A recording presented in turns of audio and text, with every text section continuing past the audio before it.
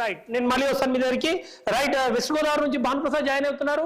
భానుప్రసాద్, ఏంటి జనరల్ గా ఒక సెంటిమెంట్ ఉంటుంది, గోదావరి జిల్లాల్లో ఎవరికి లీడ్ వస్తే వారే అధికారంలోకి రాబోతున్నారని చెప్పేసి, ఏంటి మళ్ళీ ఇప్పుడు అదే సెంటిమెంట్ కంటిన్యూ అయిందా?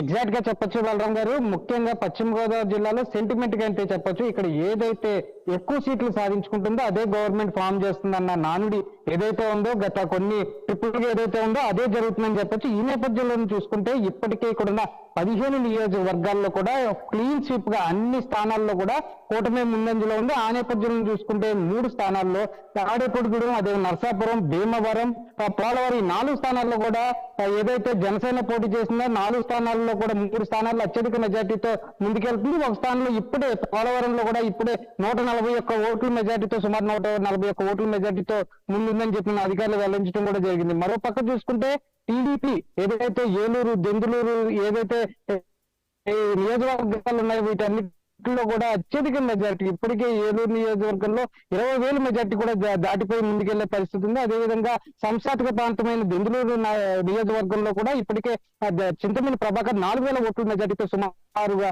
ఈయన ఇక్కడ ఉండే పరిస్థితి కూడా, మెజార్టీతో ఉండే పరిస్థితి కూడా ఉంది. మరో పక్క చూసుకుంటే ఇప్పటికే పెద్ద ఎత్తున టీడీపీ శ్రేణులు అందరూ కూడా సంబరాలు చేసుకుని రోడ్ల మీదకి వచ్చి స్వీట్స్ పంచుకుంటాం. అదేవిధంగా ఏదైతే బాణసంచం బ్యాన్ చేశారో అది లేదు కాబట్టి స్వీట్లు పంచుకోవడం, కౌగిలించుకోవడం, అదేవిధంగా ఫ్రూట్స్ అన్ని కూడా పంచుకునే విధంగా కూడా ఇప్పటికే ముందస్తుగా వాళ్ళందరూ కూడా సంబరాలు చేసుకునే పరిస్థితి కూడా ఇక్కడ పశ్చిమ గోదావరి జిల్లాలో కనబడే పరిస్థితి అయితే ఉంది బలరాం గారు. ముఖ్యంగా చూసుకుంటే ఏదైతే నరసాపురం ఏదైతే ఉందో, భీమవరం, నరసాపురం, అచ్చంట, తాడిపల్లిగూడెం ఈ నియోజకవర్గాలన్నింటిలో కూడా టీడీపీ కూటమి జెండా ఎగరేసే పరిస్థితి కూడా ఇక్కడ ఉంది. ఇంకో మరొక పక్క చూసుకుంటే ఉల్లి నియోజకవర్గంలో త్రిబుల్ కూడా మొదటి రౌండ్ నుంచి కూడా ఆధిక్యంలో ఉన్నారు. మరో పక్క పార్లమెంట్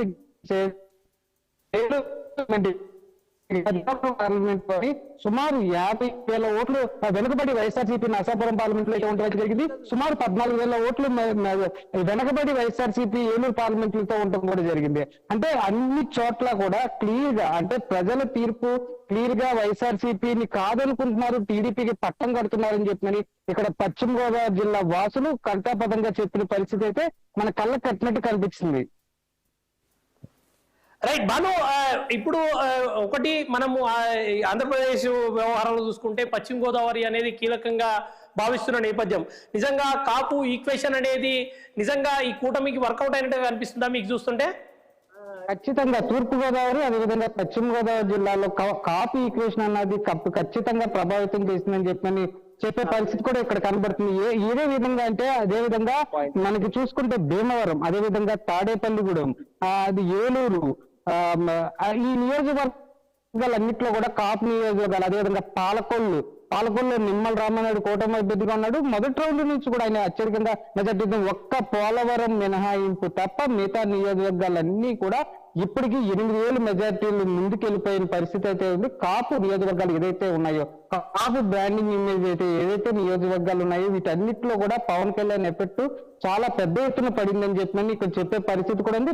ఫస్ట్ గా నుంచి కూడా ఏదైతే కౌంటింగ్, ఏదైతే పోలింగ్ జరిగిన రోజును కూడా ఖచ్చితంగా కూటమి కాపులందరూ కూడా కూటమి వైపే ఉన్నారని చెప్పని అప్పుడే ఒక ఇండికేషన్ కూడా ఈ పశ్చిమ గోదావరి జిల్లాలో అదేవిధంగా తూర్పు గోదావరి జిల్లాలో కూడా ఇవ్వడమైతే కూడా జరిగింది. చూసుకుంటే గానీ కూటమికి కాపులందరూ కూడా ఏకపక్షాన్ని ఉన్నారని చెప్పని పశ్చిమ గోదావరి జిల్లా వాసులు చూపించడం కూడా జరిగింది. రైట్ భాను, మీ పక్క జిల్లాలోనే టీడీపీ మొదటి విజయాన్ని సొంతం చేసుకుంది. ఇవాళ టీడీపీ సునామీ వస్తున్నట్టుగా కనిపిస్తుంది. ఈ నేపథ్యంలోనే రాజమండ్రిలో ఇవాళ గోరంట్ల బుచ్చయ్య చౌదరి ఆల్రెడీ గెలిచినట్టుగా మనకు సమాచారం అందుతోంది. ఫస్ట్ విక్టరీ ఇవాళ గోదావరి జిల్లా నుంచే, అది అయితే మీరు వెస్ట్ నుంచి ఉన్నారు, అది ఈస్ట్ గోదావరిలో ఫస్ట్ విక్టరీ కనిపిస్తుంది టీడీపీ వైపు. ఇదే విధంగా పొద్దున్న 8:30కు ఓపెన్ చేసినప్పుడు కూడా ముందు రాజమండ్రి స్థానంలో ఉన్న బుచ్చయ్య చౌదరిని, అదేవిధంగా నరసాపురం స్థానంలో ఉన్న బొమ్మడి నాయకరు ఇవే మొదట ఓపెన్ చేయడం కూడా జరిగింది.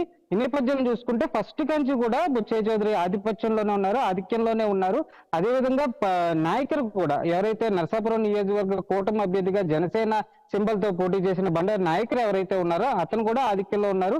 మీరు చెప్పినట్టు ఫస్ట్ హిస్టరీ ఇక్కడ ఉమ్మడి పశ్చిమ గోదావరి జిల్లాల నుంచి ఏదైతే తూర్పు గోదావరి జిల్లా నుంచి రావడం ఇదే మొదటిగా అయింది. ఇక్కడ నుంచి ఇంకా అంతా కూడా క్లీన్ స్వీప్ అయ్యే విధంగా కూడా ఇక్కడ కనిపించే పరిస్థితి అయితే ఏదైతే ఇటు 15 నియోజకవర్గాలు అక్కడ సుమారు 19 నియోజకవర్గాలు ఏదైతే ఉన్నాయో కూడా కనిపించే పరిస్థితి అయితే ఉంది. రైట్ భాను, ఇంకొక విషయం చెప్పాలి. మీరు చాలా ఇంట్రెస్టింగ్ RRR కి సంబంధించి పరిస్థితి ఏంటి అనేది మీరు చెప్పలేదు. ఇందాక కూడా నేను చెప్పడం జరిగింది. గుంటూరు నియోజకవర్గంలో RRR మొదటి రౌండ్ నుంచి కూడా ఆయన ఆధిక్యంలో ఉండటం కూడా వచ్చింది. అక్కడ ఏదైతే త్రికోణ సమితి ఏదైతే ఉండి శివరామరాజు అదేవిధంగా రాంబాబు RRR ఇద్దరు కలిపి, అంటే రామరాజు అలియాస్ రాంబాబు, టీడీపీ ఏదైతే మొదట ప్రకటించిన అభ్యర్థి ఎవరైతే ఉన్నారో అతను RRR ఇద్దరు కలిపి RRR ఇద్దరు కలిపి పోటీ చేయడం, అదే వీళ్ళిద్దరు ఎన్నికల్లోకి వెళ్ళడం వల్ల అక్కడ ఏదైతే శివరామరాజు ఎవరైతే ఉన్నారో శివరామరాజు మొదటి రౌండ్ నుంచి కూడా వెనకబడి ఉన్నారు. అదేవిధంగా వైఎస్ఆర్సీ సంబంధించిన బిఎస్ రాజు ఎవరైతే ఉన్నారో అతను కూడా మొదటి రౌండ్ నుంచి వెనకబడి ఉన్నాడు. ఏదైతే నేను ఎమ్మెల్యే అవుతాను అని ఏదైతే కంఠాపదంగా చెప్పాడో అదే విధంగా తన ఎలక్షన్ కూడా నడపడం కూడా జరిగింది. మొదటి రౌండ్ నుంచి ఇప్పుడు జరుగుతున్న 4వ రౌండ్ దాకా కూడా RRR ఎక్కడ కూడా వెనకంటూ ఉంటే ఏం లేదు. ఇప్పటికే సుమారు 6,000 ఓట్ల మెజార్టీతో ముందుకెళ్తున్నట్టు సమాచారం. Right. Thank you Bhanu. Right, మొత్తంగా చూసుకుంటే ఒకటి ఇవాళ చాలా క్లియర్ గా క్లీన్ స్వీప్ చేస్తున్నట్టుగా కనిపిస్తుంది టీడీపీ కూటమి ఇప్పటి వరకు. అంటే